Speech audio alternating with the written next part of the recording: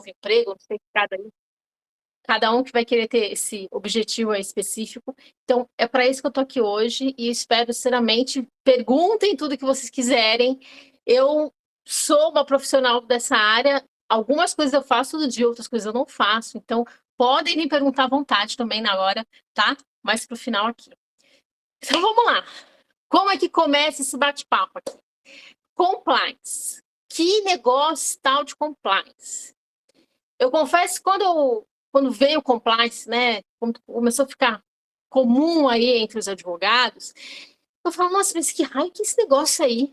Eu já era formada, né, e eu falo, mas por que tudo tão americanizado, tudo tão diferente? E quando eu for ver, peraí, compliance é aquilo tudo que a gente sempre fez? E agora dá um outro nome? Exatamente. Então, vamos entender, vamos traduzir isso aqui para o nosso dia a dia, para o nosso cotidiano. Compliance significa conformidade, ou seja, estar de acordo com alguma coisa, com aquilo que foi estabelecido entre todo mundo. Então, em algum momento, né, a sociedade como um todo, ela estabeleceu que ele ia cumprir leis, que ele ia cumprir normas. Se a gente for voltar lá para o Rousseau, lá para o Pacto de Formação dos Estados, fazer essa viagem histórica, a gente vai entender quando é que começa a lei no mundo, quando é que começa a formação de Estado. Em um belo momento, houve esse acordo. As pessoas falam, bom, seguinte, vamos fazer aqui um combinado, eu saio para trabalhar, você fica aí na praça discutindo se pode comprar, se pode, como vai ser o farol, como é que vai ser o imposto, não sei o quê. Você fica aí, eu abro mão da minha liberdade, entrego parte da minha liberdade para você e a gente se resolve assim para não ficar uma guerra de todos contra todos. Essa formação do Estado, essa formação da lei, ela vai acompanhando, vai continuando com os séculos. Ainda que hoje a gente está no mundo que fala, não, tem que cumprir lei? Não sei se tem que cumprir lei. Será a lei pegou, a lei não pegou? A gente parece que vive um mundo que aos poucos essa lei está se tornando líquida, como várias das nossas relações.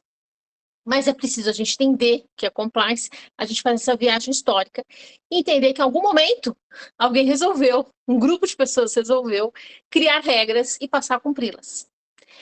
E várias dessas regras também se referem a questões ambientais, ao uso do ar, ao uso de uma árvore, ao uso da água que estava ali no rio, que sempre esteve. Essas relações passam a ser combinadas. Olha, a gente vai usar essa água aqui de um jeito assim, a gente vai entender que essa água aqui é de todo mundo, a gente vai entender que essa seringueira aqui pode ser compartilhada. E assim, essas leis são feitas e são criadas ao longo dos anos. Essa visão que a gente tem hoje de que meio ambiente é importante não foi sempre assim. Ela vem mais fortalecida na década de 60, na década de 70, com os estudos que passam a ocorrer mundo afora, com os estudos científicos que passam a olhar e falar, olha, temos que prestar atenção porque parece que alguém criou um produto aí que fica fazendo, né, um zumbido aí, por aí, que é tóxico. Isso não pode existir. E aí, esse combinado de regras, ele vai começando a incorporar regras que também são sobre bens ambientais, que a gente chama hoje de bens ambientais. A água, o ar, o solo, etc.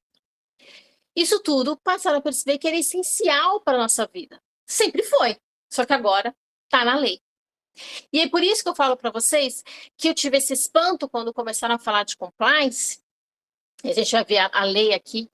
Por que isso, depois que eu me formo, eu falo, mas espera aí, sempre existiu uma lei aqui no Brasil e todo mundo sempre teve que cumprir a lei, inclusive com relação a questões ambientais, inclusive com relação ao governo, a relação de uma empresa com o poder público.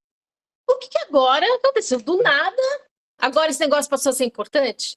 Então, é isso que eu quero mostrar para vocês. Cumprir a lei com relações éticas, com relações morais, entre uma empresa e o governo, seja ele municipal, estadual, sempre foi determinante. Só que em determinado momento, com esse acúmulo de corrupção, com esse acúmulo de problemas e discussões e efeitos internacionais, se assim a gente pode dizer, tantas notícias internacionais que vão mostrando como essa relação entre empresários e poder público começou a ficar mais evidente a corrupção, mais evidente essa falta de ética. É por isso que o compliance passa a ser, no mundo, um termo muito difundido.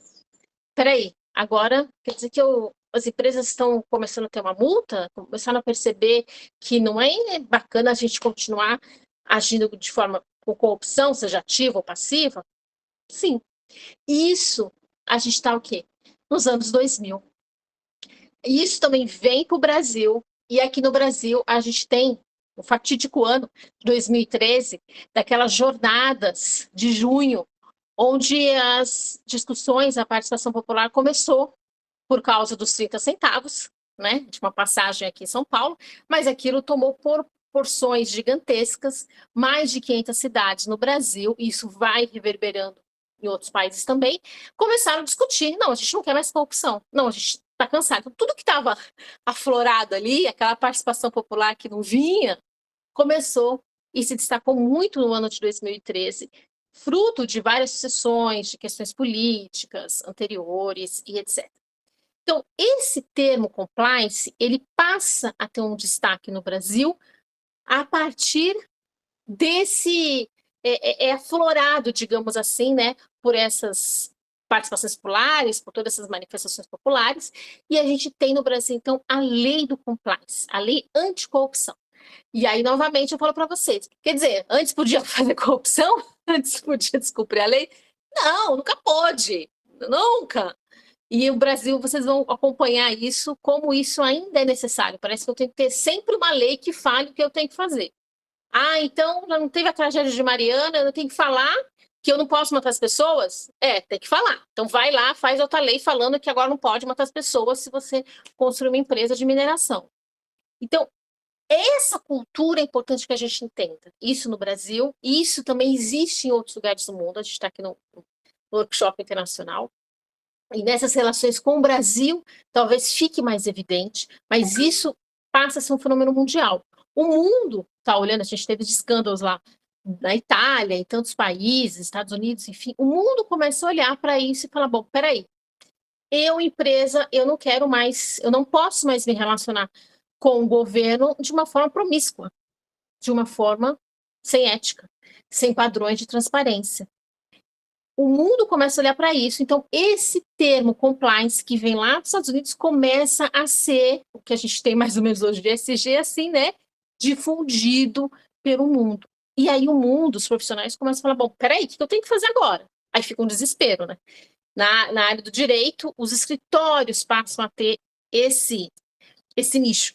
Você vai ter ali um grupo de profissionais que vão se juntar e falar, meu, o que é esse negócio de compliance? O que a gente tem que fazer? Os cursos aparecem, tal qual a gente tem agora no movimento do ESG, tudo para falar, bom, o que está acontecendo? O que a gente tem que fazer? É aquilo que a gente sempre teve que fazer. Só que agora a gente vai perceber, e aí a gente vai olhar para as empresas, porque o dono da empresa vai olhar e falar, bom, peraí, quer dizer que agora eu posso ser preso? Agora eu tenho o quê? Polícia Federal? Agora eu tenho o japonês da Federal na mídia? Então, peraí, agora o negócio mudou de figura. Aqui nesse país que ninguém prende ninguém, que todo mundo dava um jeitinho, agora parece que o negócio tá ficando sério. Vocês vão ver nos jornais, a gente vai ver aí vários empresários, por conta do escândalo da Lava Jato, né, uma questão lá do doleiro que vendia dólar, que o cara vendia dólar e fazia uma lavagem de dinheiro ali num posto de gasolina, e aquilo foi reverberando, foi até chegar ao Estado e tomar essa proporção, nesse que é um dos casos no judiciário mais emblemáticos, que deu tudo de errado que vocês podem imaginar, tudo aquilo que os estudantes, parecia que eu ensinava para eles o que era o direito, eles falam, não, doutora, mas aconteceu totalmente contrário isso no processo. E é essa confusão que a gente vê, e Brasil e Portugal têm essas ligações também.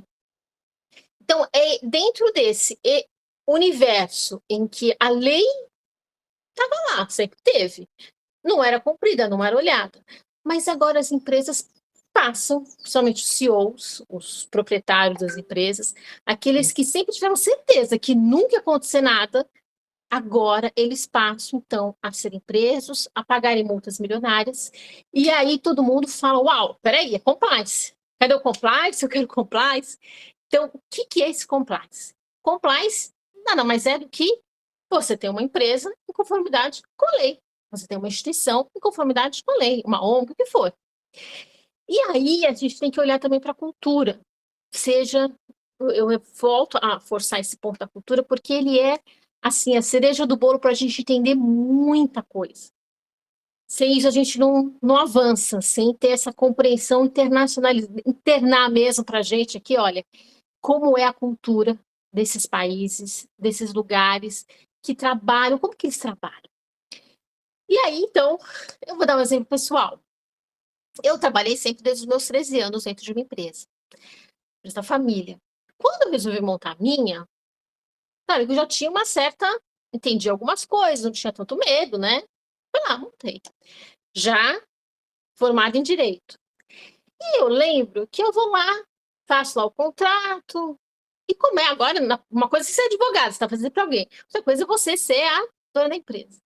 E eu comecei a parar, eu falei, nossa, mas a prefeitura me manda um negócio para pagar, aqui um boleto e tal, me explica nada. Olha, bem-vinda, Juliana, agora você é uma empresária, agora você tem isso para cumprir. Eu não recebo nenhuma cartinha na minha casa falando na empresa, falando, olha, como que eu posso colocar uma placa? Naquela época eu não podia colocar placa, né? Como que eu posso? Tem que ser uma sala, tem que ser um galpão, de acordo com o meu tipo de negócio. Parece que vem um fiscal, na época vinha fiscal visitar, vinha, não vinha, como é que é isso? Eu lembro que eu falava, nossa, mas não toda empresa é assim? Todo mundo te ignora, ninguém te explica nada. Não tem prefeitura, não tem Receita Federal para explicar nada, ninguém vai falar nada de nada. Eu sou obrigada lá a pagar impostos, sou obrigada a ter uma contabilidade, e fica assim? Então, essa indignação que eu tive, assim, estranhamento, né, era o quê? Era o se adaptar à cultura. Sim, a cultura é essa, ou seja, os empresários abrem suas empresas, e isso é para qualquer tipo de empresa, para qualquer empresa grande, um dia foi pequena, né? Ela começou de algum começo, e eles vão abrir as empresas, eles vão estar ocupados com o quê? A regra geral. Então, você tem lá uma empresa que faz, sei lá, uma caneta. Eu estou preocupada em fazer a caneta, né? Então, onde eu vou comprar o fornecedor lá que vai me vender lá o produto? Quantos funcionários tem que ter aqui? Então, meu dia a dia, o que que é? Eu tenho que vender esse negócio aqui, quem vai me vender? Quero vender mais, quero vender para fulano. Ah, essa transportadora vai entregar, vai ser a outra. O dia a dia do empresário é estar olhando para ali, ó. O que que eu tenho que fazer? Como que eu produzo a caneta? E vou vender a caneta. E o meu dia a dia é esse. Nenhum empresário, isso na visão geral, claro, no modo geral, nossa cultura, ele não abre uma empresa e fala assim, pô, agora alguém me ensina se eu posso fazer essa caneta desse jeito. Se eu não vou gerar um barulho, se eu posso produzir aqui nesse bairro, se eu posso contratar esse funcionário desse jeito, que equipamentos que o funcionário tem que ter, como é que é isso? Como é que é minha empresa no mundo? Que setor que eu tô? Com o que que eu vou me relacionar?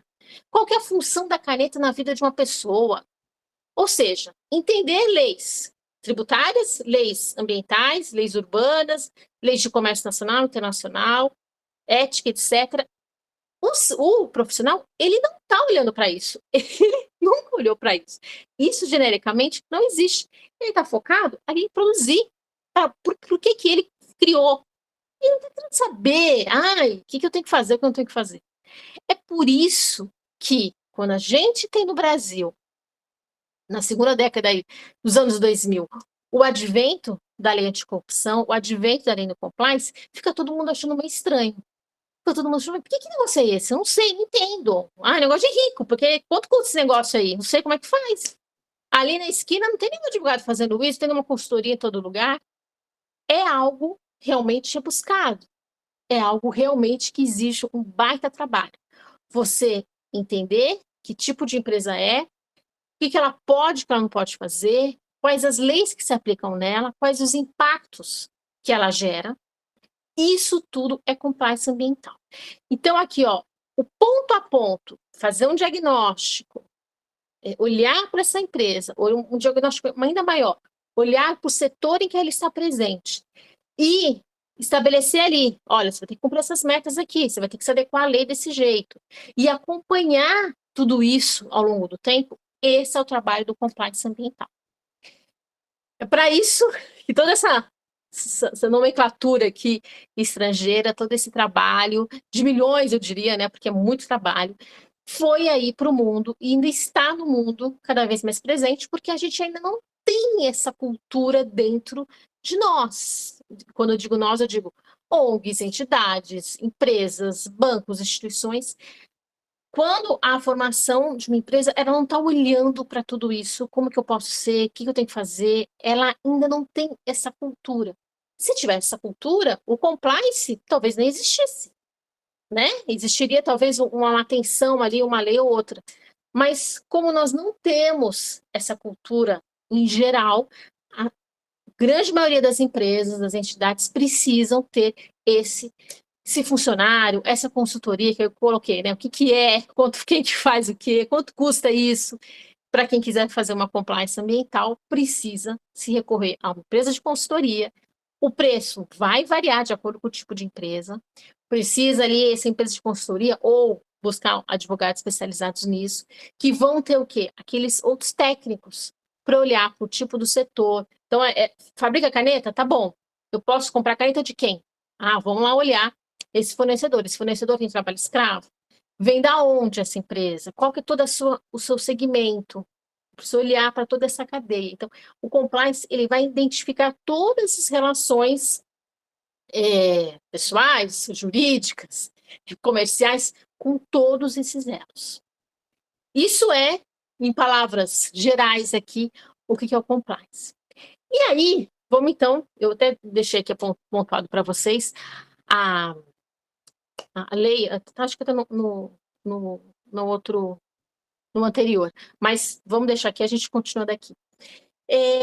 Da onde que vem essa questão ambiental, né? Eu acho que no Brasil ainda a gente sofre, eu vejo muitas pessoas de outras áreas que falam, meu Deus do céu, o que é esse negócio que eu tenho que cumprir lei ambiental? Não sei de nada, tudo tão complexo. Muitos advogados que eu atendo ali, dou aula para eles já entendem essa dificuldade. Ai, doutora, eu não sei esse negócio, viu? Não sei, não é para mim. Por quê?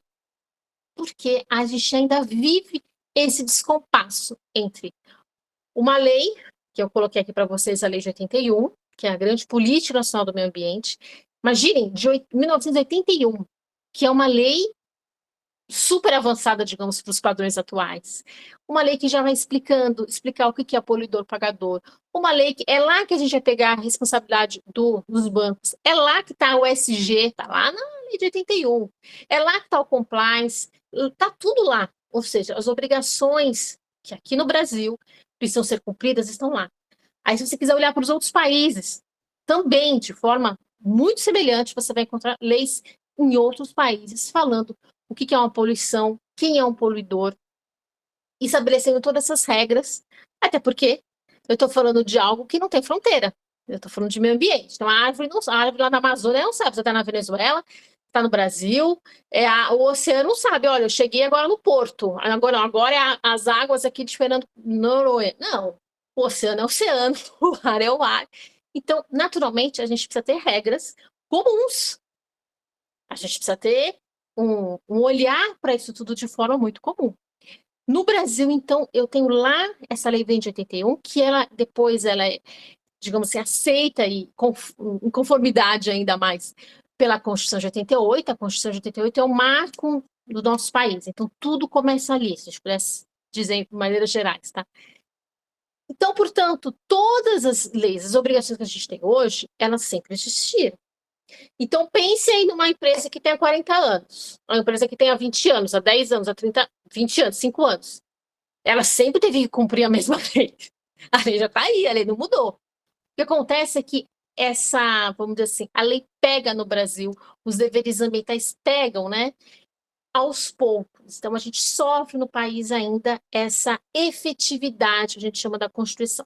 Por isso que a gente vai ter várias questões de corrupção, por isso a gente vai ter várias e sérias questões de olhar do juiz com as questões, com as causas, o exemplo do processo da Lava Jato é um grande exemplo disso, as ilegalidades que são cometidas, os trabalhos contra a Constituição, que a lei diz uma coisa, mas na prática a gente não tem aquilo. Então, a lei não pegou, porque a lei ainda passa por esse processo da Constituição desde 88. É como se desde 88 a gente está, assim, tentando passar de ano, aprendendo o que diz essa Constituição. Vão ter pessoas avançadíssimas que vão cumprir. Tá aí as pessoas como vocês, que sabem o que é SG, que cumprem SG, que estão aí trabalhando para fazer tudo isso acontecer. Essas pessoas já entenderam lá de 81 como que a norma é. Já entenderam muito bem a Constituição de 88. Mas tem uma galera que ainda não entendeu. Então, esse é o esforço do compliance ambiental, esse é o esforço de todos os trabalhos que vão surgindo a partir daí. E é por isso que um dos trabalhos a gente entra no tema dos gases de efeito estufa. A gente entra no tema aqui dos indicadores ambientais. Ou seja, se eu, empresa, nunca pude poluir, eu não tenho autorização para poluir. O dever no Brasil, para as empresas, para as pessoas em geral, é mantenha o meio ambiente equilibrado, porque nós precisamos entregar isso para as futuras gerações. Na prática sua mãe foi em casa, sua mãe, sua tia, sei lá, falou assim, olha, entrega esse pacote de chocolate aqui para sua irmã. Entrega para ela. Ah, eu posso entregar para comer? Come, mas deixa do jeito que tá. Come no máximo um. É isso que a Constituição falou, entrega para sua irmã. E o que a gente faz? A gente não entende que tem que entregar para a irmã, a gente quer comer todos os chocolates, a gente não entende a regra, e a gente tem um esforço danado. Daí veio o SG para falar, olha, pessoal, só pode comer um, tá? Agora entrega o pacote que tá para a irmã. Essa é a regra da Constituição. Então, se vocês entenderem isso, vocês já entenderam tudo que é compliance ambiental. Ou seja, é o manter o equilíbrio ambiental que existe hoje para poder entregar para as próximas gerações. Se eu, empresa, estou indo lá pegar algum minério, se eu, empresa, estou criando uma plataforma de comunicação que permite que motoristas e usuários tenham acesso ao transporte aqui, se eu estou fazendo tudo isso contrário a essa lei, eu já não posso existir, eu já tenho uma multa para pagar, eu já vou ser considerado poluidor. E é dentro dessa linha de que eu não posso poluir, eu não tenho autorização para poluir, que todas as empresas precisam, então, terem o quê? Uma atitude pró-ambiental. E quando eu vou olhando para os vários impactos dessa empresa, eu vou entendendo, olha, um dos impactos essa empresa gera gases de efeito estufa. Qualquer empresa, qualquer negócio. O agro, empresa hoteleira, empresa de locomoção, de logística, os consultórios, os hospitais, todo mundo gera impacto, gera gases de efeito estufa. Se você está gerando gases de efeito estufa, você está colaborando para o quê? Para aquele equilíbrio ambiental se desequilibrar. É como o garoto que vai lá, pega mais com bombom. Todo mundo está pegando mais com bombom, todo mundo está emitindo esse efeito estufa. E aí, os organismos internacionais entendem o quê? Olha, aqui eu até coloquei algumas palavrinhas para vocês, que falar de efeito estufa, falar de poluição dos rios, dos oceanos, é sempre voltar para a mesma lei. A base é sempre a mesma lei. Então, você entendeu a regra da Constituição, você vai entender o que for o protocolo de Quioto, o que for o princípio do Equador, o que for a lei de mudanças climáticas, porque está tudo relacionado ali. Tudo é essa regra de equilíbrio, que é a regra que a gente está no artigo 225 da Constituição. Mas como aqui a maioria não é advogado, eu não vou ficar explicando juridiquês, tá? Estou traduzindo aqui sempre uma linguagem diferente.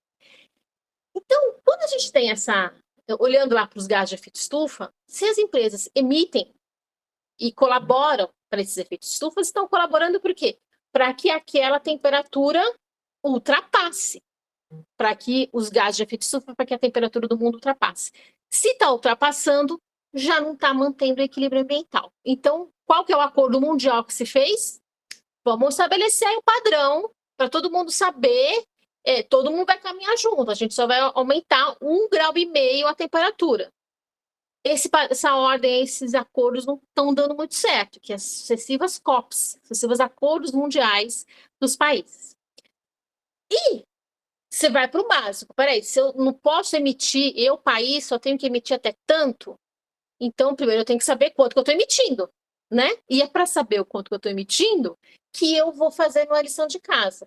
Essa lição de casa, quem fez foi, eu até peguei o nome deles, foi o Instituto Internacional, junto com o Conselho Internacional. Eles chamaram a Shell, eles chamaram WWF, eles chamaram algumas entidades e falaram assim, vamos fazer um padrão aqui para todo mundo saber como emite, o que emite de gás de efeito estufa? Isso aqui que eles fizeram lá atrás, viu? Lá em 98. O mundo já estava olhando para isso. Como eu falei, o meio ambiente ele dá esse olhar ó, na década de 60, na década de 70. E aí, em 98, que o World Resources Institute, junto com o Conselho Empresarial Mundial para o Desenvolvimento Sustentável, se unem e fazem o que a gente tem hoje como GHG Protocol. Esse protocolo de gases de efeito estufa. Ou seja, vamos botar uma métrica aqui, todo mundo, uma linguagem comum, né? Parecida com esse G, e aí todo mundo vai saber como é que está emitindo. E aí, depois que eu sei quanto que eu estou emitindo de gás de efeito estufa, que eu posso virar e falar assim, agora eu vou reduzir. Que enquanto eu nem sei o que é isso, eu vou reduzir alguma coisa. Então, daí a importância desse protocolo. Para quem quiser entender como é que faz, como é que são essas ferramentas, elas estão disponíveis no site do ghgprotocol.com.org, desculpa, que é essa linguagem mundial. Empresas vão lá, vão entender como que no meu setor eu tenho uma empresa de caneta. Quanto que eu posso emitir? O que eu não posso? E aí, desde 98, esse protocolo ele vai sendo atualizado. No Brasil, fizeram uma tradução para o Brasil, que é o trabalho da FGV, também é um trabalho belíssimo. Vai lá no site da FGV, eu deixei aqui até, ó, esse protocolo aqui no Brasil. Ali tem a ferramenta, tem a calculadora. Ah, eu preciso de um treinamento, eu preciso de uma consultoria. Lá tem o passo a passo de como você vai seguir. Vocês vão encontrar empresas que aderem, pagam lá um valor para a GV, para poder, além de usar a calculadora é gratuita, todo mundo usa, mas você vai entender ali, talvez ali ter um treinamento, você vai entender, vai poder publicar qual a sua emissão, vai poder entender, acessar as emissões dos seus concorrentes, dos seus setores. A própria CETESB em São Paulo fez todo um trabalho, a partir do Acordo de Paris, para que isso tudo fosse traduzido também aqui para São Paulo. Então, os nichos, os setores se uniram. Olha, empresas de construção, o que a gente tem que fazer aqui de normas para todo mundo, para ter uma norma de emissão igual, e o que a gente pode fazer para reduzir essa emissão. Então, eu tenho empresas de startups, eu tenho várias ferramentas, tudo isso para cumprir a lei. Tudo isso está na lei? Está na lei.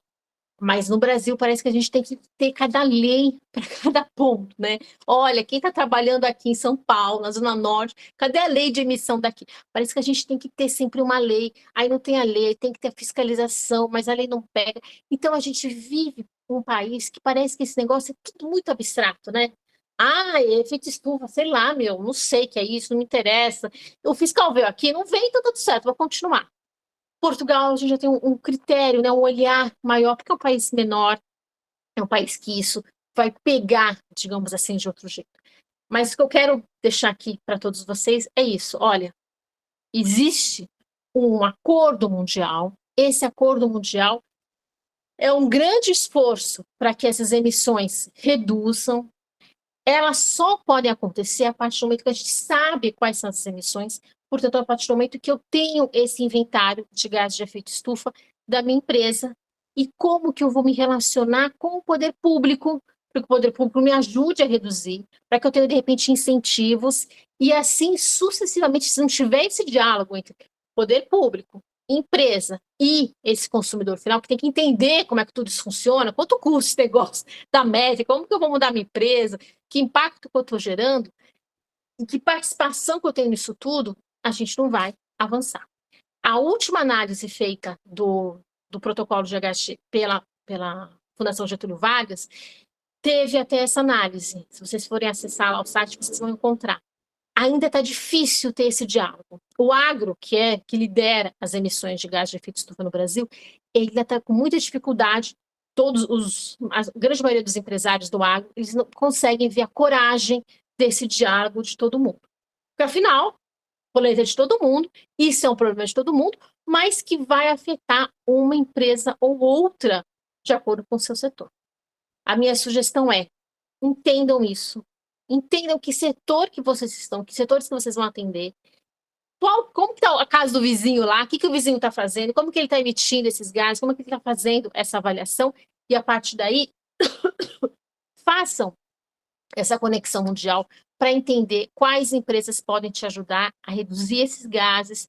E aí a gente vai para o mercado de carbono depois, a gente vai transformar isso em dinheiro, porque tudo a gente consegue transformar isso daqui em mercadoria. Mas tudo para quê? Para cumprir aquela norma inicial, que é: eu abro uma empresa, eu abro uma entidade, eu abro uma instituição, mas eu não posso manter esse meio ambiente em desequilíbrio. Eu preciso garantir que ele seja equilibrado. E os gases de efeito estufa estão aí para nos dar essa grande lição de casa. Quem quer participar do Instituto Brasileiro de ESG está aí, está o meu convite. É um estudo que nasce para fazer essa interligação. Quem que precisa aprender de startup, quem faz o quê, como é que está isso no mundo.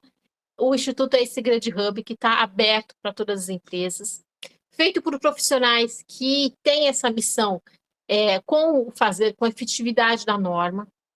Então, é simples assim. Quer participar? Acessa, manda mensagem, fala comigo e participa. Cada vez mais a gente vai publicar aí as novidades do Instituto, como que vocês podem participar, o que vai ter, quais são os eventos, enfim. Mas quem já está precisando de um auxílio, de um apoio, é só entrar em contato. É simples assim, não tem pegadinha, viu, gente? É só isso.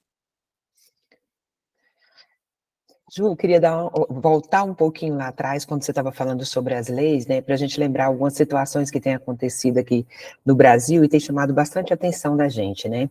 Em abril do ano passado, teve um grupo de jovens que entrou contra o governo, né, em função daquela ação do governo, né, de alteração das metas climáticas, que aumentava a emissão de 400 milhões de toneladas de carbono aí nas metas que já eram pré-definidas, né?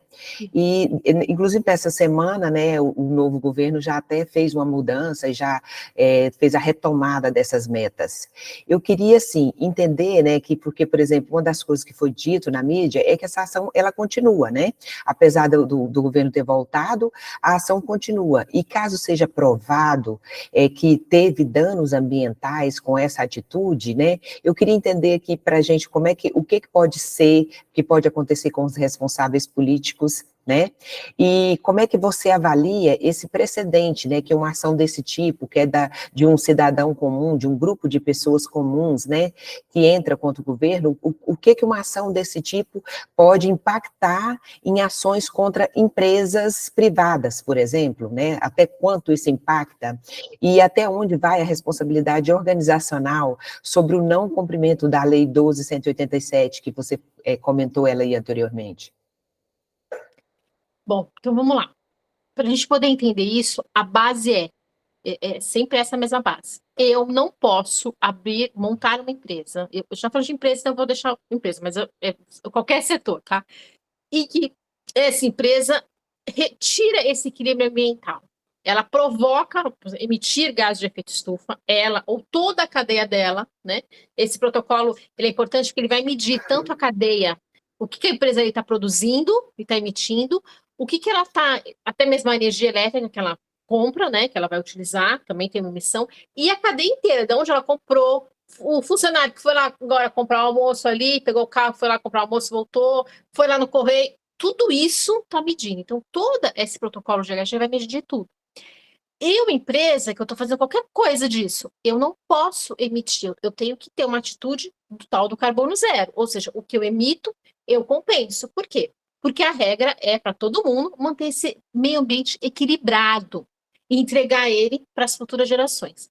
Essa é a regra. Pode parecer história da carochinha, esse negócio é poliano demais. É a regra, gente, é a lei, e é a lei constitucional. É dessa imposição legal no Brasil, e também uma imposição muito semelhante que tem em Portugal, que todas as empresas precisam trabalhar. Inclusive o senhor poder público. Daí que vem a ação judicial. Eu não posso te falar exatamente dessa ação judicial, porque eu não sou advogado dela, tem uma questão ética, eu não posso comentar, mas o que eu posso comentar é, de todas as ações judiciais climáticas, Isso foi tão inovador no mundo, porque se eu, empresa, não posso poluir, eu tenho que ter uma atitude carbono zero, o poder público também não.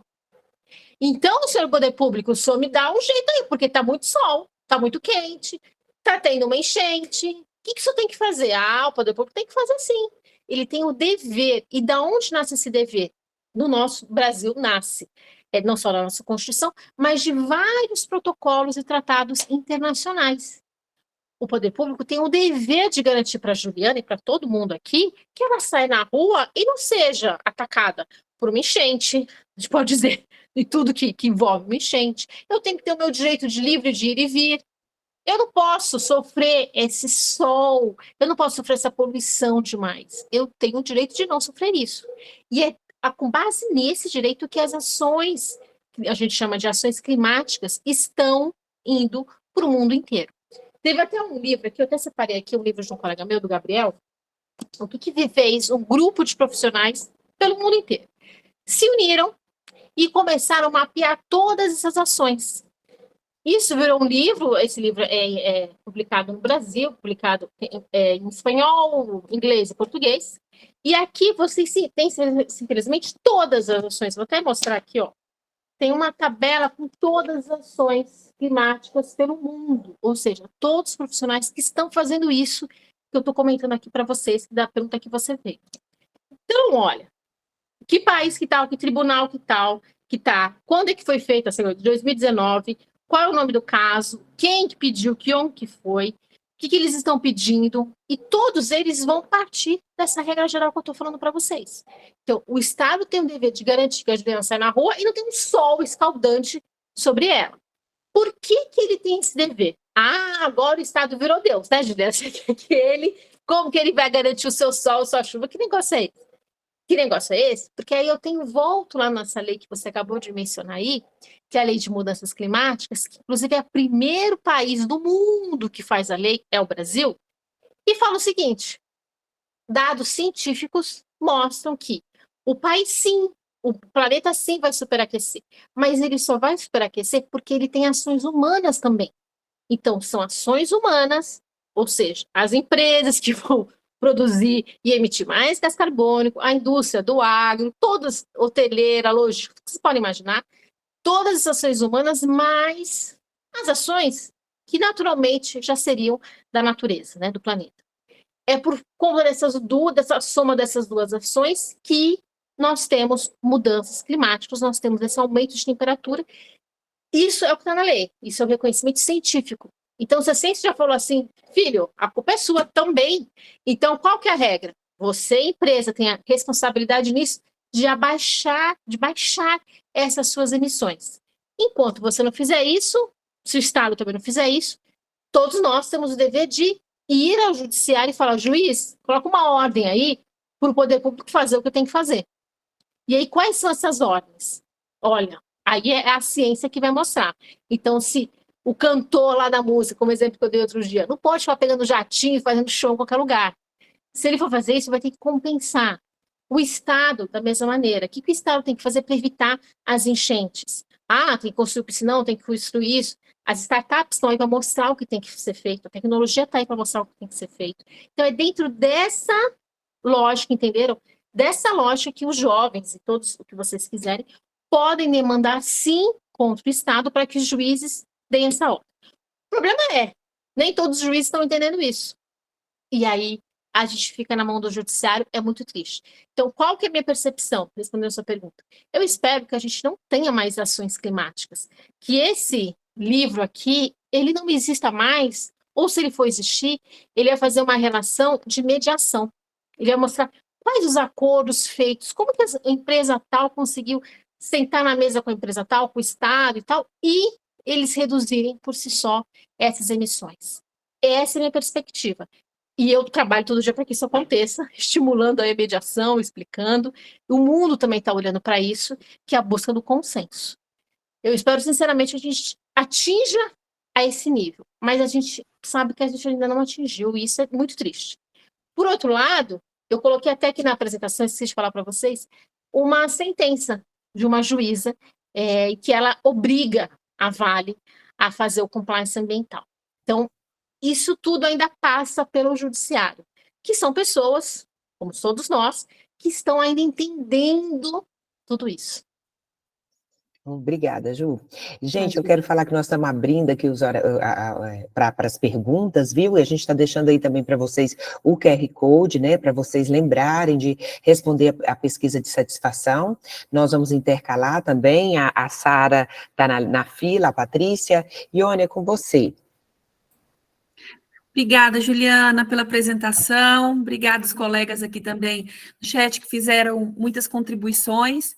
Eu peço licença para abrir com uma pergunta para a gente tirar também um pouquinho aqui do jurídico e incluir aqui também, não é tirar o jurídico, na verdade, é incluir aqui nessa conversa outros fatores que são igualmente relevantes para as empresas.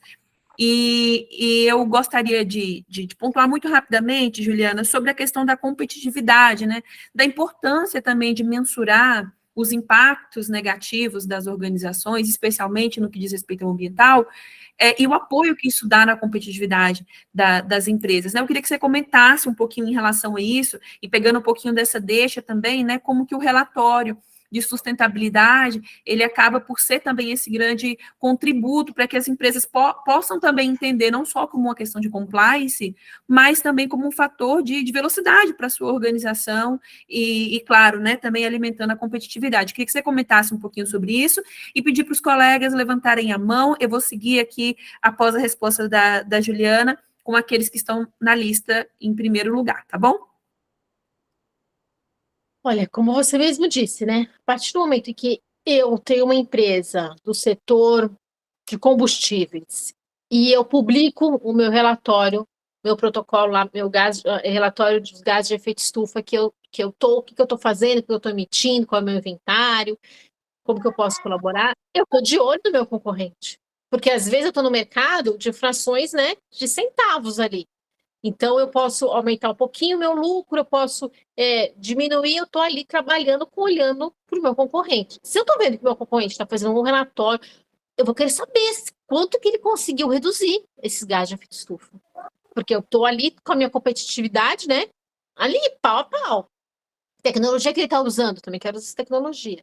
E hoje a gente até chega num estágio em que muitas empresas, né, recentemente a gente teve um debate lá com algumas empresas, com a Ambev, com a iFood, e que eu estou vendo que eu já tenho, a gente já está no estágio que, por exemplo, as startups que trabalham para trabalham para concorrente, porque elas precisam, às vezes, se juntar para ter um acesso a um papel mais biodegradável, para não poluir tanto, para não emitir tanto.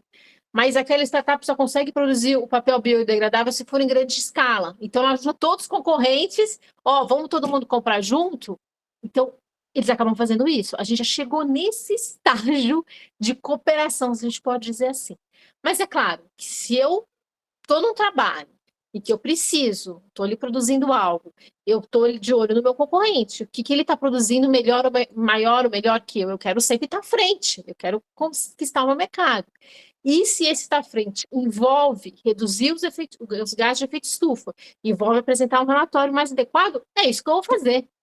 Vocês não têm a menor dúvida que é esse o comportamento do mercado, é esse o comportamento desse CEO aí, que está olhando para isso. Então, a gente vai cooperar enquanto puder cooperar, mas nós somos concorrentes. Então, existe uma corrida aí para o ouro de todo mundo. É assim que é a lógica ainda atual. E a lei não ignora isso, tá? Assim que a gente pode falar. A lei não ignora isso. A lei deixa todo mundo correr aí de forma saudável.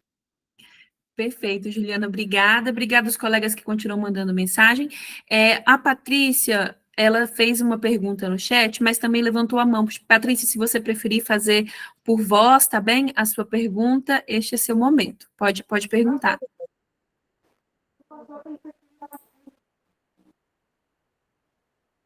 Gente, ainda não... agora sim. Boa tarde a todos, estão me ouvindo? Boa tarde, sim, Patrícia, já te ouvi. Eu não sei como é que está meu microfone. Juliana, muito obrigada pela sua gentileza, pela sua generosidade em estar aqui conosco. Excelente a sua apresentação, aprendi muito, anotei tudo. Eu estou um pouquinho angustiada.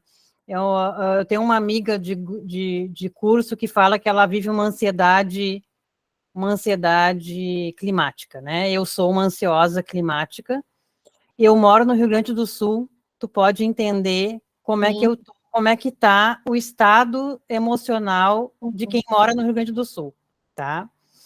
E ontem, por várias horas, na Assembleia Legislativa do Estado do Rio Grande do Sul, foi convocada uma audiência pública e, para minha surpresa, assim, como cidadã, a representatividade desse pessoal que estava lá ontem foi enorme. Então, o que está acontecendo no Rio Grande do Sul é o seguinte, várias lideranças indígenas, várias lideranças de movimentos negros, a Universidade Federal do Rio Grande do Sul, tanto biólogos quanto educadores, tá, de várias áreas aí da academia, várias ONGs e institutos de defesa do meio ambiente, para citar só uma, a Agapan, que é uma das mais tradicionais e antigas aqui de Porto Alegre.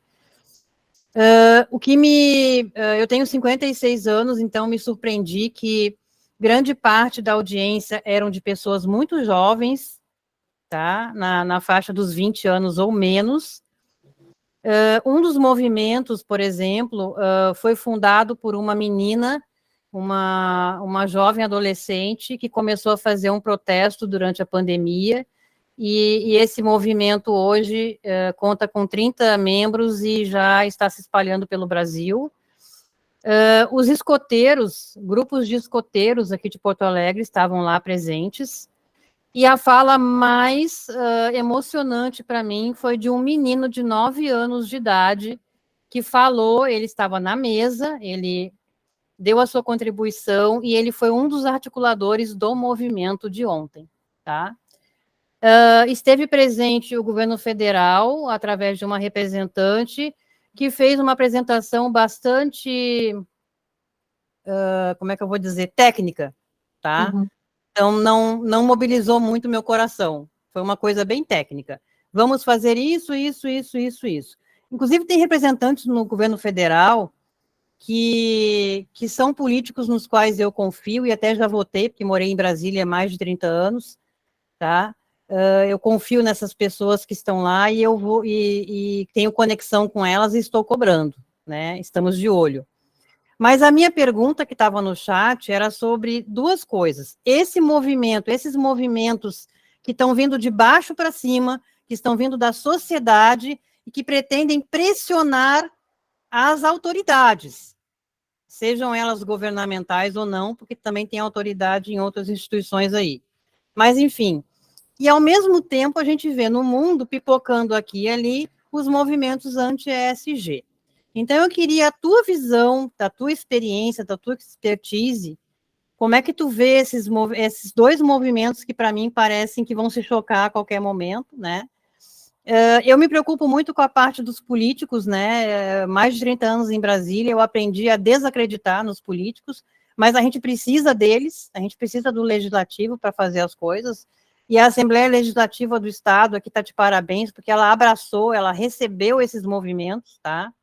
Pena que o prefeito e o governador do nosso, o prefeito de Porto Alegre e o governador do estado não estiveram presentes e não enviaram representantes. Inclusive, eu votei nos dois, tá? Então, não tem nada a ver com política partidária, tem a ver com responsabilidade enquanto autoridade, enquanto um gestor público, ok? Então, eu te agradeço. Desculpa se eu demorei muito na minha pergunta. Obrigada. Obrigada, viu, Patrícia? Parabéns por todo o seu empenho aí.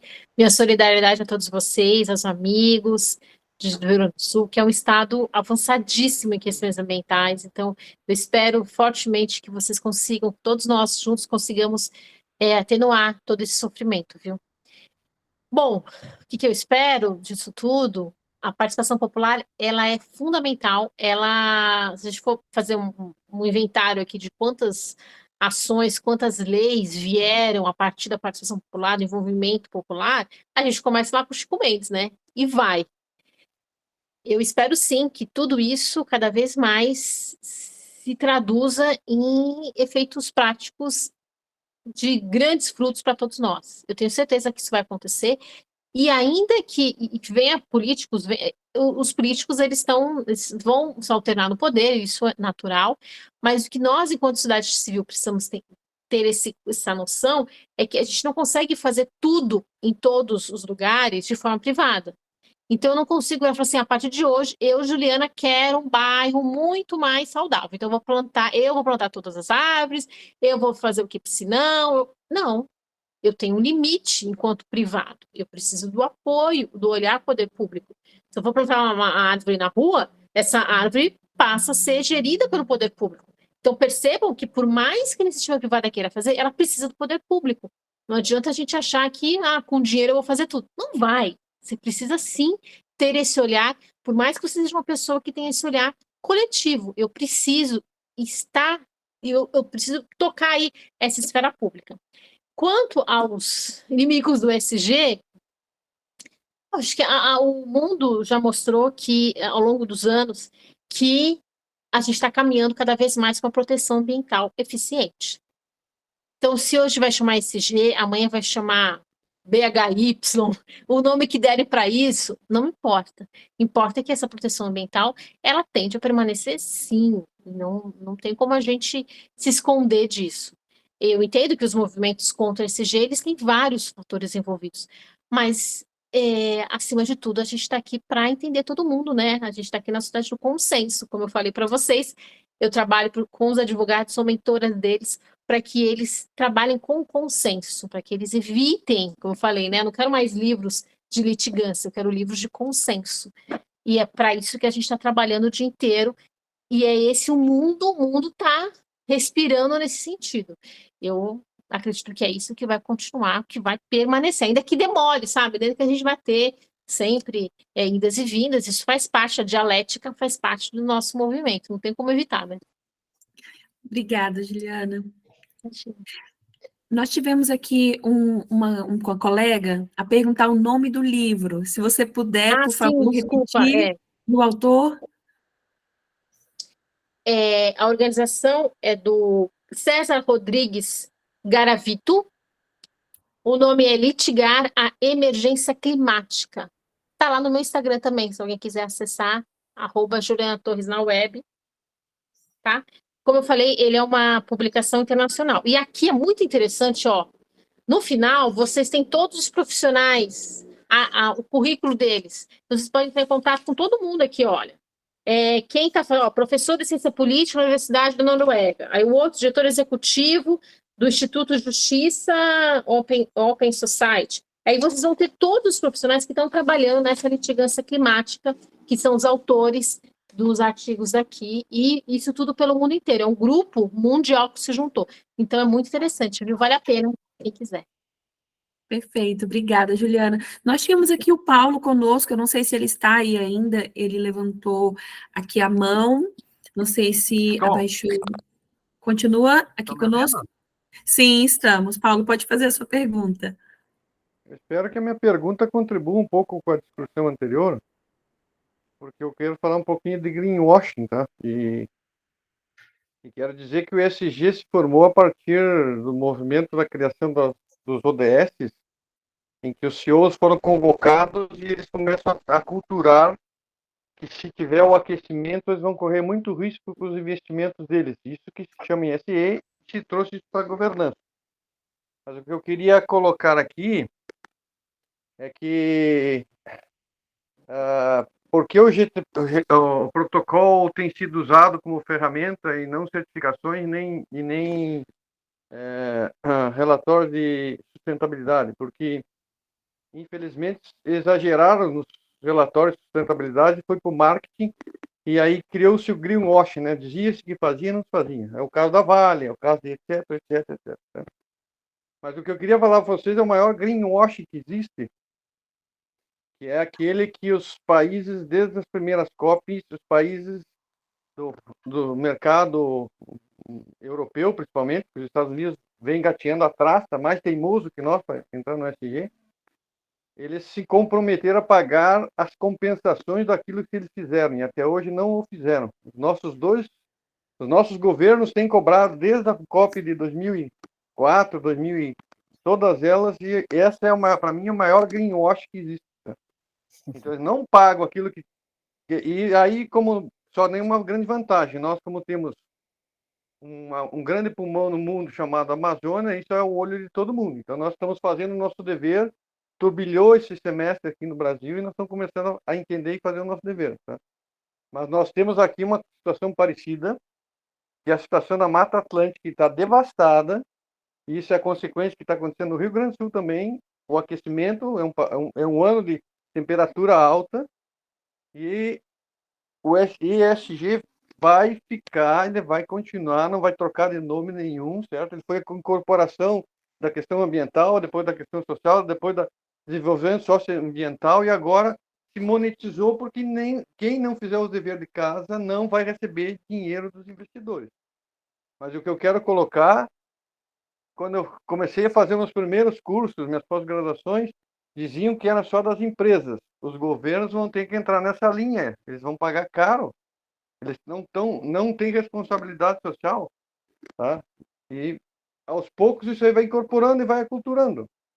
E nós vamos ter meu ver, uma condição de deixar para os filhos uma coisa melhor do que nós estamos, talvez não como do tanto que recebemos, porque eu não sei a idade de cada um ainda.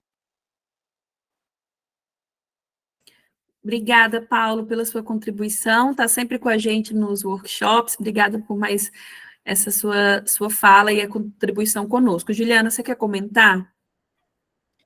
Obrigada, viu, Paulo? É isso mesmo, né? O dia vai continuar, essa proteção ambiental vai continuar, né? A gente tem essa crescente aí. E tudo que você falou, toda a questão do greenwashing, é isso, né? Concordo exatamente isso. Infelizmente, a gente teve, às vezes, esses caminhos, né? Dos relatórios, os relatórios não são completos, os relatórios não são adequados. Mas eu tenho certeza que esse grupo aqui, olha, o nível que vocês estão, vocês são profissionais que vão fazer isso acontecer, já estão fazendo isso acontecer, né? Nos próprios relatórios que estão fazendo, eu sei, quanto nos próximos que virão. Então, vocês ocupando cargos públicos ou não, vocês vão ser os grandes anfitriões aí desse consenso, dessa conversa, que, como você falou, sim, os profissionais do executivo, do legislativo, do judiciário, poderão ser demandados juridicamente por não fazer. Tem crime para isso também, sempre teve, né? Eu quero dar essa paz aqui para vocês. Olha, a lei sempre existiu. Todo mundo que está aí sempre teve que ser eficiente. Prefeito, governador, presidente, sempre. Só que cada vez mais a gente vai olhar, alguns jovens vão falar, tem que ser eficiente, vão lá entrar com uma ação contra o presidente. Aí o mundo fica assim, né, assustado, nossa, como é que fizeram? Mas sempre teve, viu? Sempre tem essa obrigação de ser eficiente e de governar, de ter essa governança, de entregar para todos nós esse meio ambiente ecologicamente equilibrado. Obrigada, Juliana. Só um minuto, eu queria comentar que no centro de tudo isso está o ser humano, né? Sim. E por isso que nesses movimentos que aconteceram no Rio Grande do Sul, cria um grau de solidariedade e cria uma educação, e essa classe da geração que está vindo vai ser a grande detentora do julgamento de tudo isso. Vai se julgar na hora de fazer já, tá? Vai ser imediato. Nós tinha morosidade, agora tem rapidez. Obrigado, Paulo, aí pela sua contribuição. Eu queria registrar aqui também, gente, o Zequinha Barbosa, né? Ele colocou aqui que ele é um técnico universitário nos Estados Unidos e que lá, na hora de recrutar os estudantes bolsistas, a primeira etapa é eles serem aprovados pelo Compliance Office. Zequinha, você quer comentar esse comentário seu aí com a gente? Boa tarde a todos, eu estou falando aqui de Sacramento, na Califórnia. Queria agradecer a Juliana, né, pela explanação muito bem feita, e também agradecer a Nancy, que é uma grande amiga minha, no qual o esposo dela é técnico da seleção brasileira, e nós fomos atletas juntos. Eu achei bastante interessante, até porque eu sou muito a favor da educação. Inclusive eu tenho um canal que eu faço uma programação que o objetivo maior é criar uma massa crítica e, através da educação, isso aqui é uma ala educacional muito boa, e sim, aqui nos Estados Unidos é normal, faz parte da cultura americana o Compliance Office, ter a compliance. Então a gente não pode, como treinador, ou qualquer estudante que vem para os Estados Unidos estudar aqui, se ele não for aprovado pelo Compliance Office, ele não pode entrar na universidade. Isso já faz parte, isso estende também para quê? Para as universidades. E isso é uma questão já que faz parte e vai para as empresas, né? Então, para você tirar uma análise aqui, o Compliance Office, eu vou dar uma sugestão aqui para você, porque os Estados Unidos, o esporte, eu estou falando do meu ambiente que eu vivo com o esporte, né? Ele, 2, 3 vezes por ano, eles vêm nos falar as normas que estão sendo mudadas dentro das regras, e dentro dela tem a questão ambiental, porque eu sou técnico de cross country e atletismo, e técnico de pista. Então, isso requer o quê? Você organiza grandes eventos, vem várias universidades, e se cria o quê? É papel para lá. Então, existe toda uma consciência, nós conseguimos os atletas de pegar, retirar os recicláveis, criar, procurar comprar material que você vai usar, garfo, que ele é biodegradável, não vai estragar o meio ambiente. Tudo isso é feito dentro da universidade. E tudo isso, em qualquer evento esportivo, uma sugestão que eu queria dar para vocês, que isso é importante, nos Estados Unidos, eles fazem, e é uma função do compliance, vou falar para a universidade, para fazer esse tipo de coisa, para levar o público, porque você vai num jogo de futebol americano, tem 50, 60 mil pessoas, né? E no Brasil, não foge no jogo de futebol. Eu acho que uma sugestão é começar a criar essa consciência, né, e de massa crítica, principalmente não só a nível Brasil, mas global, da importância de a gente preservar a questão do meio ambiente. E o Compliance Office faz esse papel, né? Aqui, inclusive, nos Estados Unidos, tem o United States Environment Protection Agency, que dentro dele, que é o tal Compliance Office, que faz toda a regulamentação aqui. Vocês não sabem, todo mundo aí vê essa questão que está acontecendo com o Donald Trump, mas uma das punições do Donald Trump é do Compliance Office no Environmental. Tem uma coisa muito grande, que ele deu uma série de guaritas, só que ninguém fala disso, ninguém fala mais o que vende para a mídia, mas uma das grandes coisas que está pegando com ele aqui, essa questão que ele teve uma negligência nessa questão do meio ambiente, da questão do efeito estufa, se vocês sabem tudo isso, e um grande relatório feito pelo Compliance Office, dentro desse departamento de proteção ambiental aqui americano, contra ele, entendeu? E eu, se vocês não sabem, em 1988, quando eu fui para a Olimpíada de Seul, eu fiz uma camisa, naquela época, já falando de contra os matamentos e a queimação da Amazônia. Eu criei uma camisa escrito AMA, que estava aqui tudo verde, Zônia em vermelho e bastante fogo destruindo em cinza. Em 1988, mas infelizmente, como eu não sou o DiCaprio, eu não sou qualquer outro grande pessoa, e do atletismo, porque é um esporte bastante pequenininho, então isso não deu impacto, mas atleta como Carl Lewis, na época, todos os grandes atletas do atletismo vestiu essa camisa. O porquê disso? Porque eu, como atleta que fui, o meio ambiente é importante, porque uma das coisas que é importante no esporte é a capacidade aeróbica. A capacidade aeróbica vem de oxigênio. E se nós não criar o efeito estufa, a gente vai acabar se prejudicando. Então, eu queria, assim, agradecer, né, que continue, que conte comigo no que for preciso. Eu sou muito a favor dessa questão, né, da proteção do meio ambiente.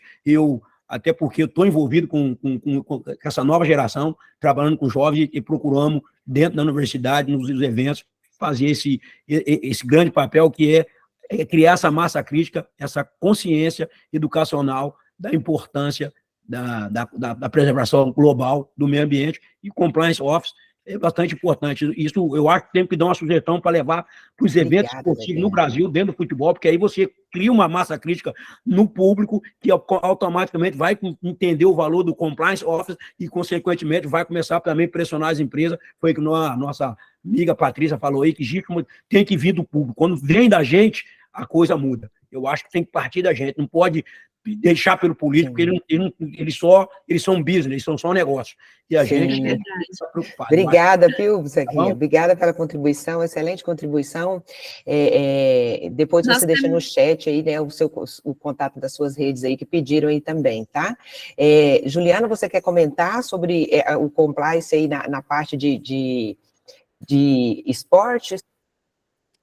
Olha, Zequinha, muito obrigada por pelas palavras, muito obrigada por essa aula que você deu aqui, esse testemunho. Viram como até o esporte, ele acabou de explicar tecnicamente, eu preciso do oxigênio. Então, além de estar na lei, faz parte do negócio. Se não tiver oxigênio, não tem esporte, não vai ter atleta, não vai ter esporte, não vai ter dinheiro, não vai ter Nike, não vai ter público, não vai ter... entenderam. Então, assim, aqui a gente está dando vários, com o que a Patrícia falou, com todo mundo falou, várias justificativas para vocês, consultores, chegarem na empresa e explicar. Olha, precisa porque precisa, está aqui. Você quer uma explicação jurídica, você quer uma explicação técnica, você quer uma explicação de um atleta olímpico, de quem mais você quer uma explicação? Então, Zequinha, muito obrigada, viu? Uma honra aqui também poder te conhecer ainda aqui virtualmente. Vou levar, hoje eu tenho acho que uma reunião com o pessoal da Gaviões, da Fiel, vou levar essa informação sua aqui para eles, porque eles fazem vários movimentos, me contam, olha, agora vamos colocar uma bandeira para a questão indígena, agora vamos fazer isso. E é tão importante esse trabalho que várias torcidas, vários jogos aí estão fazendo. Então, vou levar, vou falar para ele que eu estive com você hoje. Obrigada, viu? Que eu puder aqui contribuir, eu estou sempre à disposição. Parabéns, obrigada. Eu que agradeço pela tua aula aí, que foi excelente. Obrigado. Obrigada, Zequinha. Obrigada pela honra de te escutar e aprender com você. Obrigada pela Nancy, né, que veio esse convite muito, muito generoso dele estar aqui hoje conosco, e também muitos outros colegas aqui da Nancy que estão dando para a gente aqui muito, muito enriquecimento para essa conversa. Nós temos agora aqui na fila a nossa colega Renata, que também está sempre aqui com a gente. Renata, por favor, fique à vontade para fazer sua pergunta. Boa tarde para todos e para todas. Então, eu já vi que eu sou Renata, eu sou uma arquiteta urbanista de profissão há 40 anos, e esse assunto, quando a Juliana trouxe o exemplo do uso da cidade, né, fica muito nítido onde as coisas não têm limite entre o público e o privado, porque eu tive um professor maravilhoso que dizia que a soleira da porta da casa de alguém já é cidade.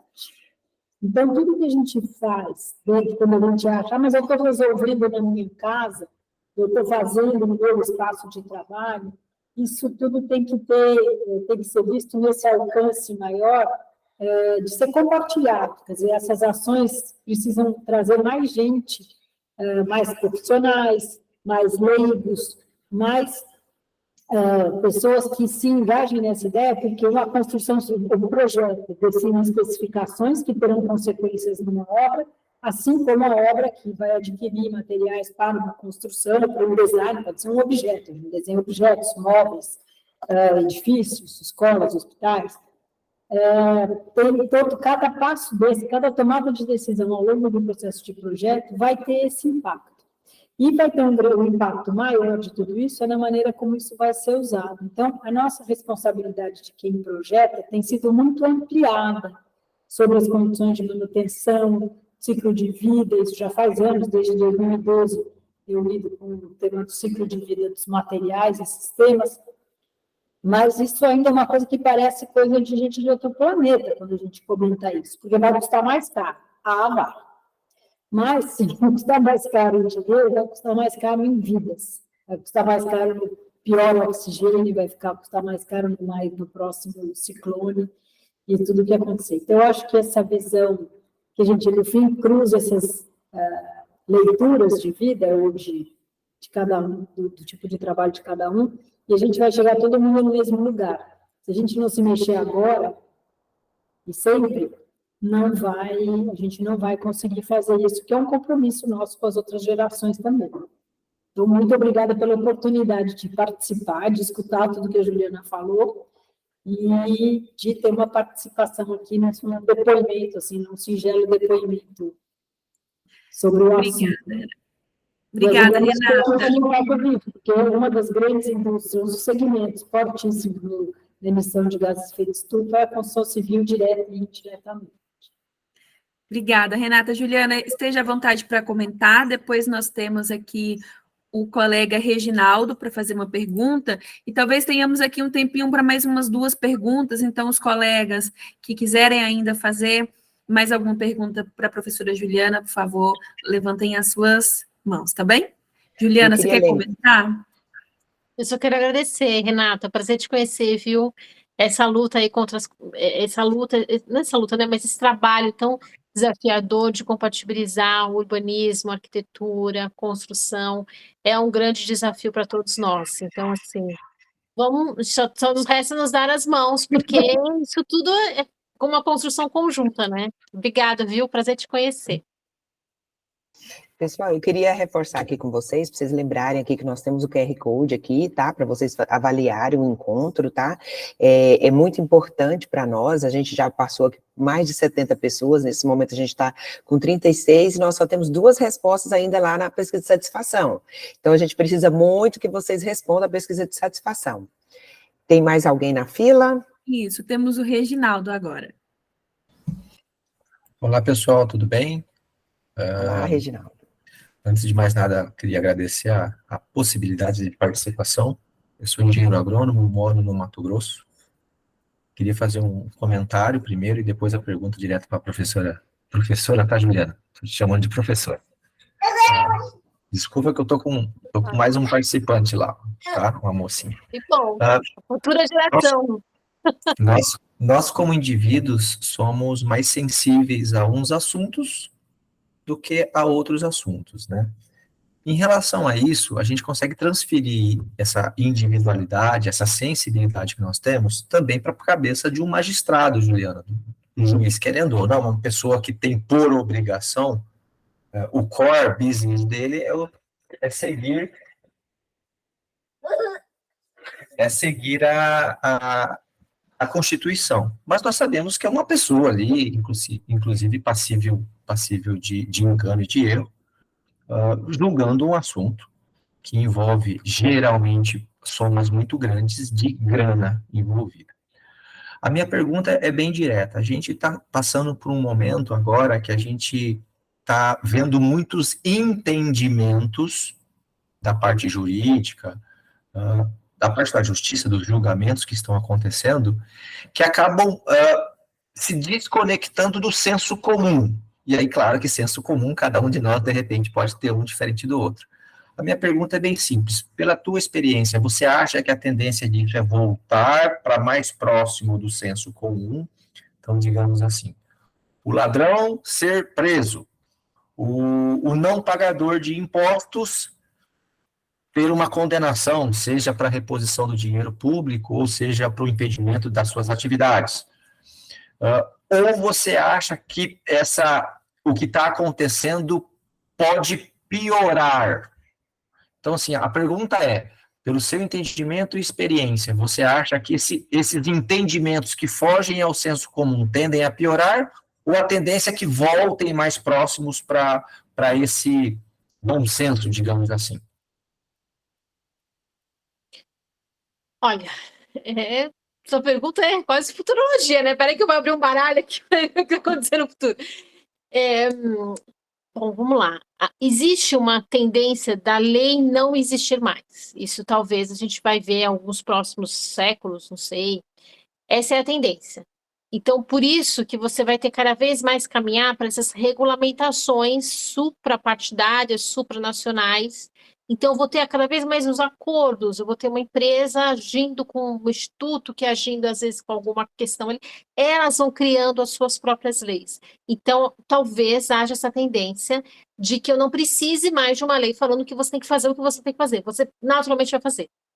Só que isso não se sabe se vai ser daqui 50, 100 anos, ou se algum efeito extra normal aí vai acontecer que vai agilizar tudo isso. Se a gente está caminhando para essa sociedade do consenso, para a sociedade de não ter leis, eu espero que todo o que você chamou de senso comum, né, que nosso trabalho volte cada vez mais para o senso comum. É essa tendência, mas isso talvez isso não acontece assim, né? Olha, agora todo mundo vai entender que tem que ter árvore, vamos plantar todas as árvores. Isso, às vezes, para ser feito, precisam de alguns solavancos, assim. Então, eu espero, e trabalho para isso todos os dias, como falei, para ensino para os advogados como que eles têm que trabalhar fora do judiciário, como que eles têm que trabalhar no consenso, para que cada vez mais as pessoas, por si só, aprendam a fazer a sua própria lei. Eu não tenho que... Aprendam a chegar nesse resultado, nesse bom senso, como você falou. Esse é o trabalho, essa é a iniciativa, e eu acredito que a gente vai caminhar. Tudo está indicando que a gente vai encaminhar para isso. Agora, eu não sei em quanto tempo isso vai acontecer. Perfeito. Muito obrigada, Juliana. Obrigada também pelos colegas, né, que enviaram as perguntas. Nós agora temos 5 minutinhos para o final, então eu peço desculpa, mas aqueles que não conseguiram ser contemplados nas suas perguntas, e deixo aqui o pedido para que possam nos enviar através do nosso e-mail a sua pergunta. Tenho certeza que a professora Juliana vai ter todo o gosto depois de responder, nós encaminharemos para ela. Tenho aqui algumas perguntas no chat que, infelizmente, não vamos ter tempo, porque seria muito interessante discorrer sobre, mas eu queria que a gente pudesse pegar esses 4 minutinhos aqui e ouvir primeiro a nossa colega Giovanni, né, que vai deixar aqui uma mensagem para o final desse workshop, depois com a Juliana, para que a gente dê seguimento ao encerramento. Por favor, Giovanni. Quero agradecer, né, a Juliana o volume de informações maravilhosas que foi colocado aqui à disposição e pela forma como foi colocado, né, Juliana, que é tão bom quando a gente consegue estar num ambiente em que a informação chega de uma forma tão leve e que, né, não tem peso nenhum nela. Então, eu quero muito te agradecer por isso, quero agradecer a presença dos colegas, as contribuições aqui no chat, tá? Dizer que nós vamos recolher tudo aqui de contribuição, dizer que é muito bom para a gente estar num ambiente em que está todo mundo tão interessado. O compliance, ele vem no momento que é de fundamental importância, né, para o movimento de mudança climática, já que nós estamos já sofrendo aqui no Brasil situações em que nós ainda nem tínhamos experimentado, né, igual o que está acontecendo lá no Sul, né, então a gente está num momento de grande discussão sobre esse assunto e o quanto é importante a responsabilidade do governo e das organizações, né, então dizer que o nosso grupo, ele tem um prazer enorme em estar sempre com um público interessado nesse assunto, né, agradecer a todos vocês, né, e também deixar aí à vontade para a Juliana também fazer os comentários finais dela, viu? Nosso muito obrigada a todos. Muito obrigada a todos vocês. Mais uma vez, parabéns por estarem aqui. Eu espero, sinceramente, que vocês saiam daqui mais aliviados, viu? Essa é a minha intenção.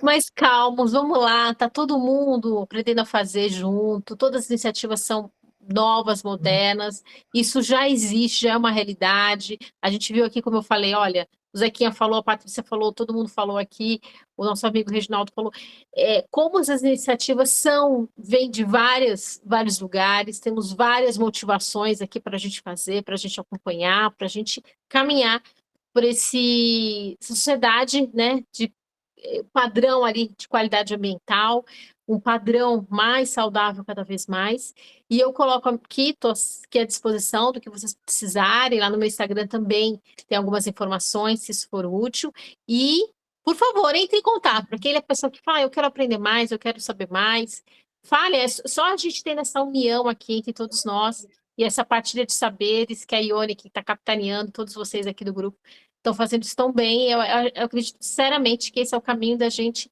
ter esse suspiro, sabe? Esse lugar de acolhimento aqui para a gente suspirar, para a gente falar, nossa, tá difícil para todo mundo, mas tem um caminho. Vamos lá e vamos achar esse caminho mais fácil, mais eficiente, mais barato, seja o que for, viu? Estou aqui à disposição. Parabéns mais uma vez pelo grupo. Obrigada, Juliana, pela essa rica aula, né? Foi uma aula para a gente aqui hoje, pela essa contribuição tão generosa.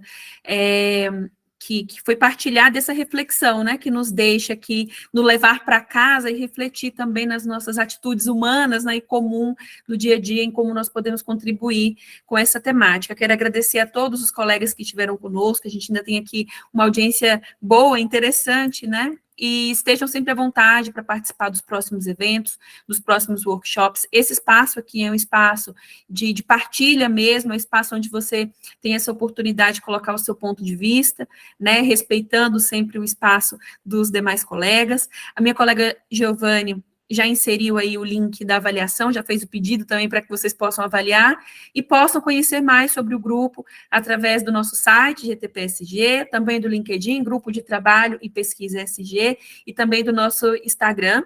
Também podem se inscrever como coparticipantes lá no nosso site. Os coparticipantes são esses que recebem primeiro as nossas informações e também os quais nós já estamos trabalhando para desenvolver uma agenda sempre mais inclusiva especialmente a partir do próximo ano. Obrigada, minha colega Giovanni, pela moderação aqui do evento junto comigo. Obrigada a todos. Terminamos pontualmente, para mim, às 17h30, para os colegas do Brasil, 1h30. Bom almoço para quem ainda vai almoçar e até o próximo evento. Obrigada. Eu vou ler tudo, hein? Depois eu quero ver o chat, que eu vou ler tudo e responder. Combinado. Tá bom? Tchau, pessoal. Obrigada, Obrigada, colegas. até mais, tchau. Obrigada. Obrigada, colegas.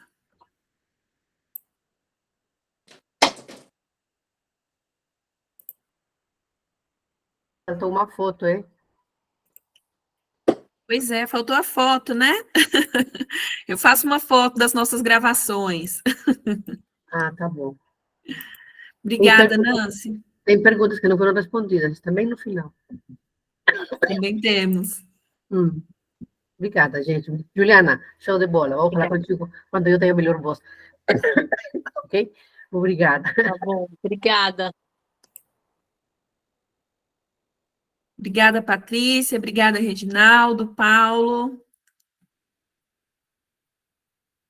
Muito obrigada pela participação de vocês.